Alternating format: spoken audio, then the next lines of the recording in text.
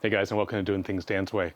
So far, if you haven't seen it, we did a video already where we showed how to deal with all the debris that's down inside behind the lint trap. But that's kind of step one.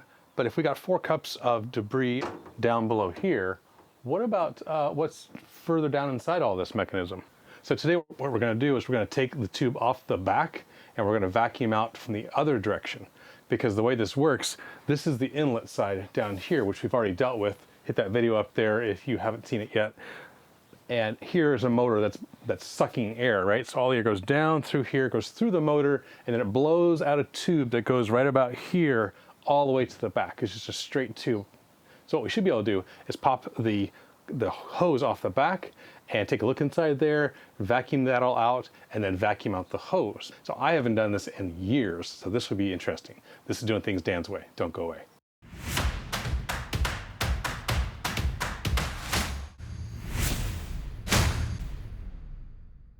So step one here, and this may be the hardest part, or one of the hardest parts, is getting access to the back of your dryer. In my case, I have a double stack here. This whole thing weighs a ton. It's really hard to move. So I've gone through the embarrassing task of cleaning out all of the stuff that I had stored here next to it so I can get around the back side. In your case, you may be completely walled in and you have to get some help sliding it back. Now, note of caution there, if you have a gas dryer, you're going to be in the process of pulling the dryer out, you're going to be bending the gas line. So just be really mindful of the fact that you have limited lengths of cables and hoses and stuff like that. Don't just go yanking your dryer out without, pulling out a little bit and taking a look at what's going on. Pull out a little bit more, take another look, that sort of thing. So get help, be careful with your back, and be careful of the fact that you have electricity and gas back there. So unplug the washer, unplug the dryer, take a look at that gas line. You might even want to just shut off the gas line if you can reach the valve before you do this. So let's head around back.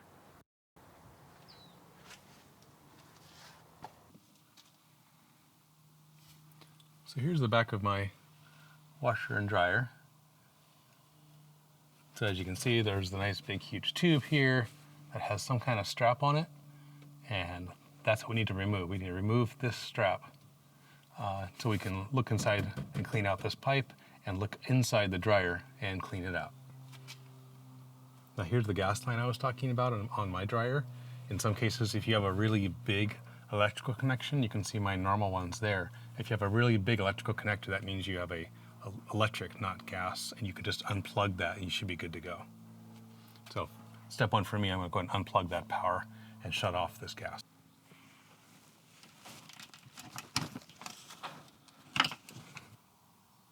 Okay, so now what we have is you're going to have some kind of strap with a screw on it that you need to unscrew to loosen up a strap to get this off. You may have some other kind of twist tie or some other kind of mechanism, but ultimately we need to get this hose off of the dryer. So what you can try, which is what I'm going to do here, is just wiggle on it and see if you can just pop it loose. Okay, so mine just popped loose. And let's slide it back towards me and see what we have inside. Okay, well, we have a bit of a fuzzy pile in here, but okay, there's some fuzz right here at the entrance, but it's not too horrible way up inside. There's a layer of dust on there, but it's not big piles by any means. So let's take a look inside the dryer itself. So as you can see, my dryer really doesn't look too bad. I'm going to go ahead and grab the vacuum and shove it up inside there and suck out what I can.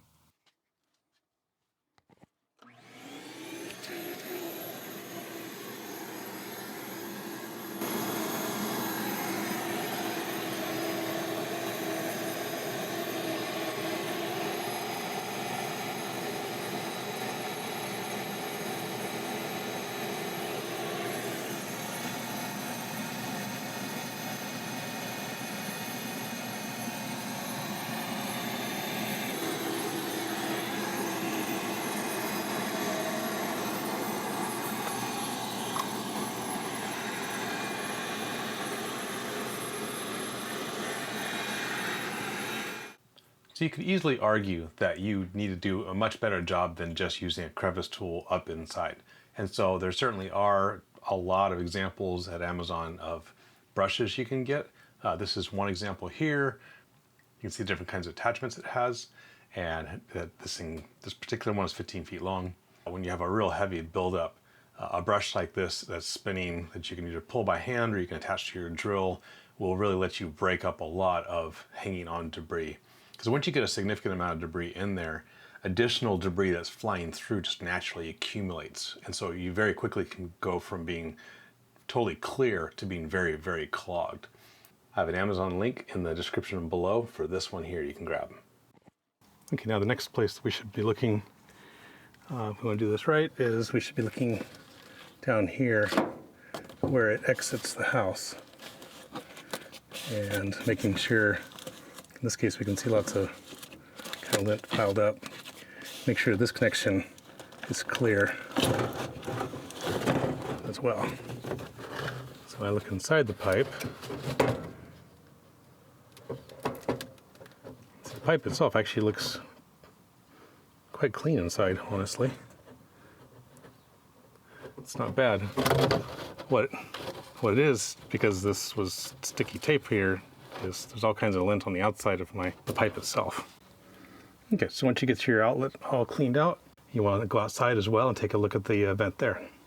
So for me, you can see based on all the debris in the artificial grass here, this is where all my lint comes out. Very often there'll be a mesh here instead of just a little door like this, so you want to get your vacuum in and suck this all out to make sure there's no debris in there. Okay, with that cleaned out there, and inside of our dryer looking better, and the hose itself looks fairly clean, we can just put it all back together again.